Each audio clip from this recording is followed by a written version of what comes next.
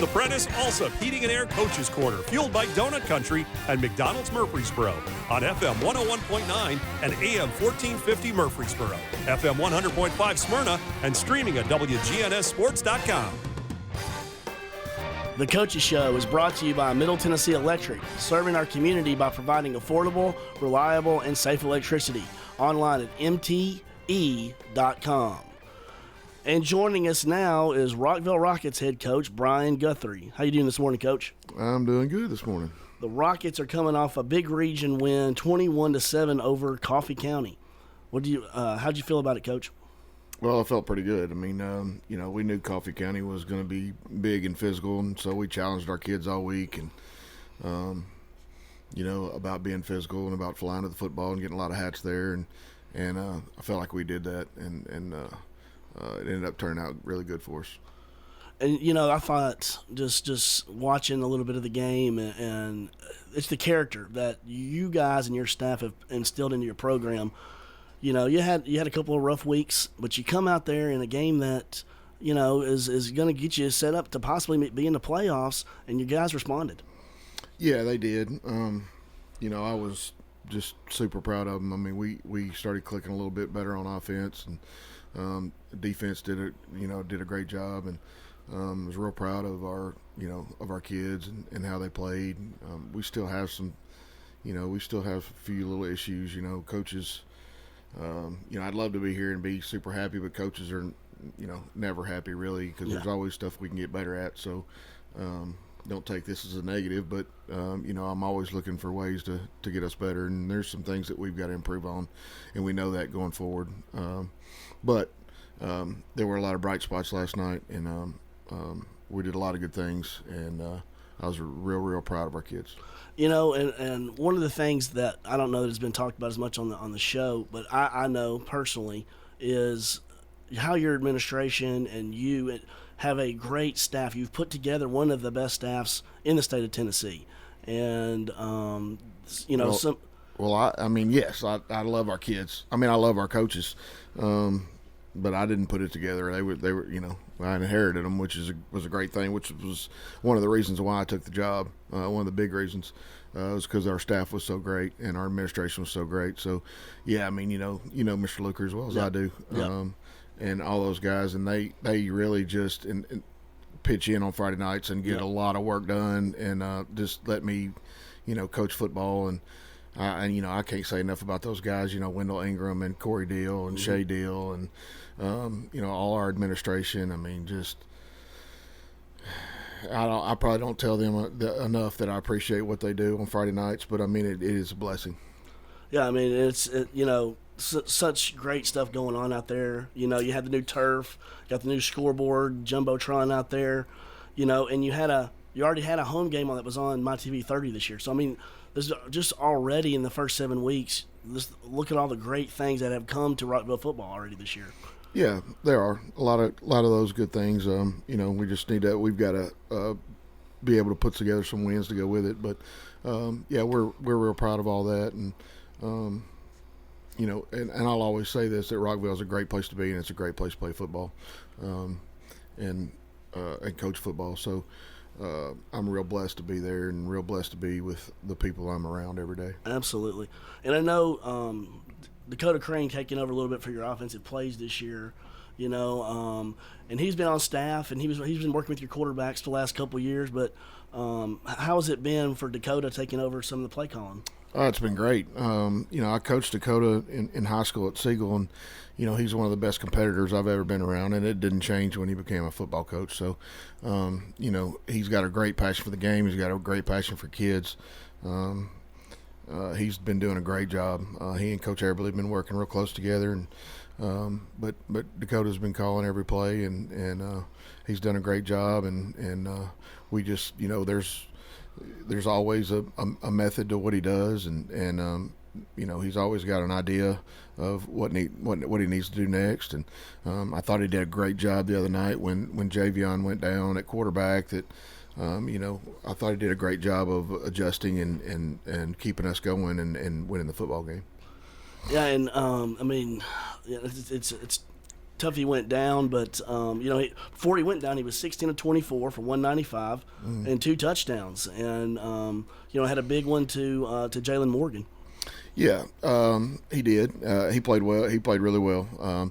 He had a really big one to Riley Talley. Riley made a great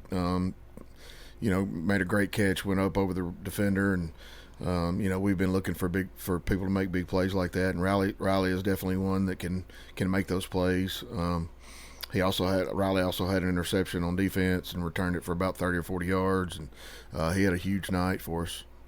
And I thought your defense for the most part this year has been pretty solid for you this year, and Matthew Delk and Doug Argo do a really good job of getting those guys flying to the ball and competing, and I see them celebrating when they get a turnover every time, and they've been really good for your staff too. There's no doubt. I tell people all the time that Doug Argo is the best hire I ever made, but he's the only hire I ever made. But I joke with him about it. But yeah, Doug's my guy. He's my rock. He keeps us going.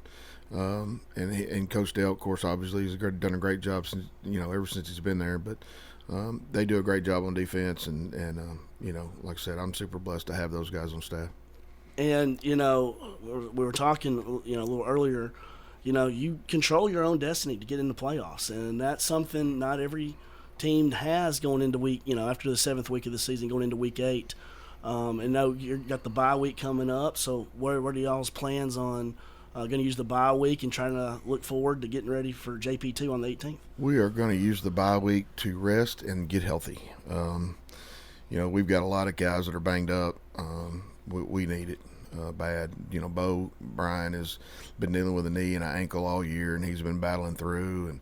And Melvin Boone has been, battling an ankle and a shoulder, and we need it for health purposes and to rest and to just kind of get away. I mean, it was good to get that win right before fall break so that we can re-energize a little bit over fall break and get some rest and kind of revitalize ourselves. And we'll come in that last Sunday of fall break and get an extra practice in.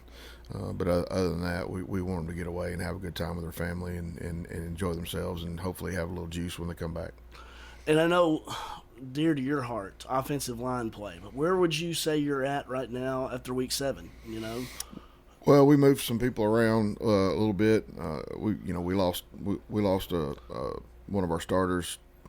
He had to move back to Jackson, but we've had some guys come in and step in and do a good job. And last night we actually moved Will Mabry to center and moved Austin Krager to guard, and we felt like that was a little bit better combination for us. And so they both did a good job last night in their respective roles. So we're going to try to we're going to probably try to stay with that going forward, and leave Bo and Steven at tackle, and then we'll play both Melvin Boone and T. Parker at the other guard. So, still feel good about those guys, and like I said, I think rest is going to help them the most. Absolutely.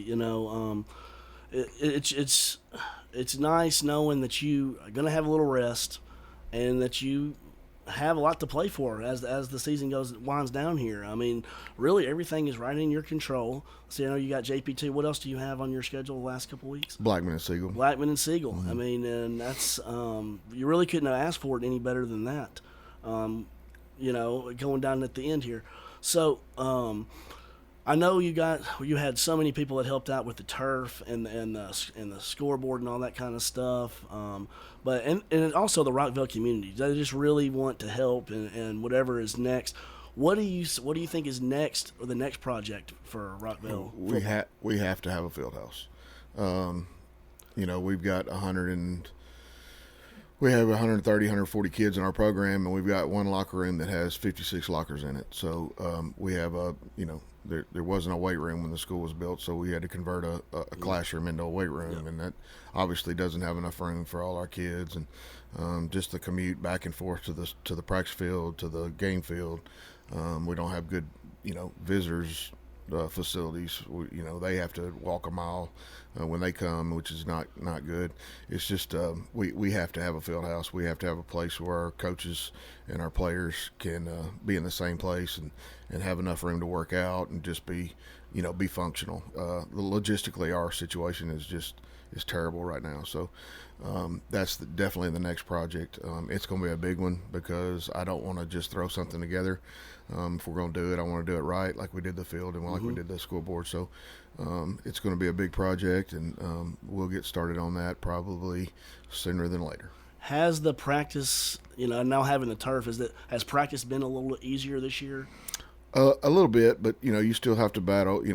We needed that turf area for our freshman team didn't have a place to practice, and soccer didn't really have a place to practice at times. So, but we have so much on our we have so much traffic, between soccer games, middle school games, JV and freshman games. It's just hard. Like the only day that we can guarantee that we can get on it to practice is Wednesdays. So, but it's been nice to be able to do that and have that area, especially if it's a little wet and we're not sloshing around in the mud. So. And if you ever get to go out to the Rockvale football game, one of the things you're gonna notice is the band. Sears, they do a great job with the band out there, and they get the atmosphere going every Friday night. And how much does that help you on a Friday night atmosphere like that? I wish every football coach could have a band director like Alex Sears. I've been around some other band directors that were there for themselves and not the football game, and that is not Alex, and that is not Mr. Lowry. No. They are for us. He's always whatever you need, coach. He's always supportive, and they do a great job on Friday nights. Just, playing. They don't take time off. Been around some band directors that would, take the whole first quarter off and the whole third quarter off, and I never did understand that. But Alex is not that kind of guy. He is a school guy, and he is for us and as well as his program. But very supportive and very blessed to have him as our band director. There's just so many great things about Rockvale High School, and that's just one other one. We appreciate you being on this morning with his coach. That was Rockvale Rockets head coach Brian Guthrie. The Coaches Show is brought to you by First National Bank of Middle Tennessee. If you're looking for a hometown feel with your bank, turn to the First National Bank of Middle Tennessee, offering full-service banking and mortgage services.